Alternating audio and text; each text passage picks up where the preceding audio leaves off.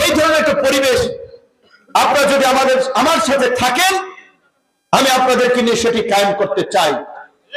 এবং আমরা বলেছি শুধুমাত্র রাস্তাঘাট, কালভার্ট, ব্রিজ, পাকা রাস্তা, এই অবকাঠামোগত উন্নয়ন নয়, আমাদের চিন্তা ভাবনা আরো সুদূর প্রসারী। আমাদের চিন্তা ভাবনা আমাদের এই অঞ্চলে অসচ্ছল মেধাবী শিক্ষার্থীদের অর্থ অভাবে যেন পড়াশোনা বন্ধ না হয়, সেটি আমাদেরকে নিশ্চিত করতে হবে। আমাদের এই অঞ্চলের ওই চরের ওই কৃষক, শ্রমিক, সাধারণ মানুষ, খেটে খাওয়া মানুষ যেন বিনা চিকিৎসায় ধুকে ধুকে না মারা যায়, সেই চিকিৎসা সেবা নিশ্চিত করা।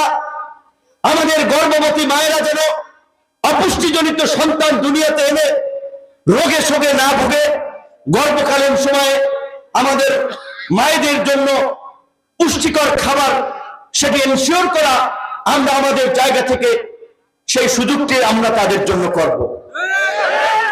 আমাদের লক্ষ্য উদ্দেশ্য এই অঞ্চলের কোন মানুষ যেন গৃহহীন, ভূমিহীন না থাকে। ইতিমধ্যেই যেহেতু আমাদের এই অঞ্চলের চরগুলোর সাথে ভোলার একটা সম্পর্ক আছে, হাফিজ ভাইয়ের সাথে কথা বলেছি। হাফিজ ভাই ওখান থেকে এমপি নির্বাচিত হবে, বিএনপির সর্বোচ্চ নীতি নির্ধারণী ফোরাম স্থায়ী কমিটির সদস্য, এবং আমরা বসে এই চরগুলোকে স্থায়ী সমাধান দেব। এবং এই চরের জমি কোন ধান্দাবাজ, চান্দাবাজ, বাটপারদের ভাগ করার জায়গা করতে আমরা দেব। এই চরের জমি হবে ভূমিহীনদের, সাধারণ মানুষের, চাষীদের। এবং এই বিভিন্ন চরের ব্যাট জাল গায়ে এই মাছ ধরতে গেলেও নাকি টাকা দেওয়া লাগে। এইগুলো টাউট বাটপারদের খানা দানা, ধান্দাবাজির জায়গা। এই টাউট বাটপারদের খানা দানা বন্ধ করব। আগে যেমনি ভাবে চরের মানুষ নদীতে জাল ফেলে মাছ ধরেছে, আগামী তো তাই করবে ইনশাআল্লাহ। এই সমস্ত ধান্দাবাজি, চান্দাবাজি এগুলো আমরা সুযোগ দেব না।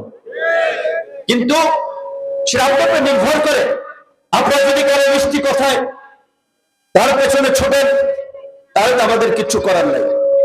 প্রধান উপদেষ্টা ডক্টর মোহাম্মদ ইউনূস বলেছে, দেশের চাবি জনগণের হাতে। বুঝছেন তো?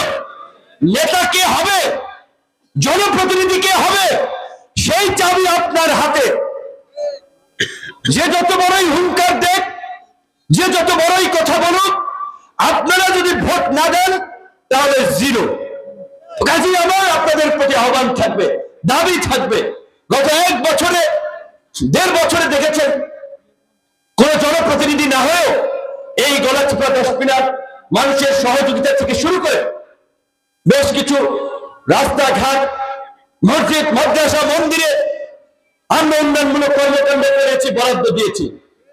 গলাচিপা একটা টেকনিক্যাল স্কুল অ্যান্ড কলেজ ছিল, এই 10 মিনিটে আমরা সেই স্কুল অ্যান্ড কলেজ করানোর ব্যবস্থা করছি। 10 মিনিট একটা মিনি গলাচিপা একটা স্টেডিয়াম আছে, 10 মিনিট ছিল না, আমরা স্টেডিয়ামের বরাদ্দ করেছি। ইনশাআল্লাহ আগামীতে যদি এখান থেকে জনপ্রতিনিধি আপনাদের দোয়ায় আমরা হই, এর চেয়ে বহুগুণ কাজ আমরা করতে পারবো। আমাদের সেই নেটওয়ার্ক, সেই সম্পৃক্ততা, সেই যোগ্যতা আছে যে আমরা যদি কারো কাছে কোনো একটা দাবি জানাই, কথা বলি, আল্লাহর রহমতে আমাদের কথা কেউ ফেলতে পারবে না। কিন্তু আপনারা যদি সমর্থন না করেন, ভোটে জনপ্রতিনিধি না বানান, তখন আমার কিছু করার থাকবে না। তাই আমি ডক্টর ইউনূসের মতো আমিও বলবো যে নেতা বানানোর চাবিকাঠি আপনাদের হাতে। যে যত বড় কথাই বলুন, কাজে আপনারা একটা সঠিক সিদ্ধান্ত নেবেন। আমি আপনাদের এই এলাকারই সন্তান, অল্প বয়সে 28 বছর পরে ঢাকা বিশ্ববিদ্যালয়ের ভিপি হয়েছি। গণমানুষের পক্ষে কথা বলতে গিয়ে নির্যাতিত হয়েছি, জেলে গিয়েছি।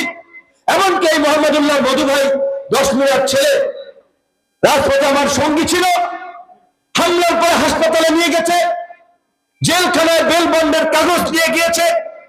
সে একটা কথা বলেছে যে এই 10 মিনিট আমার ভগ্নিপতি বোনের বাসা, এইখানে দাওয়াত খেতে আসতেছিলাম, আমাদের উপরে হামলা হয়েছিল উল্লেন্ডাতে। আপনারা জানেন সেই ঘটনা।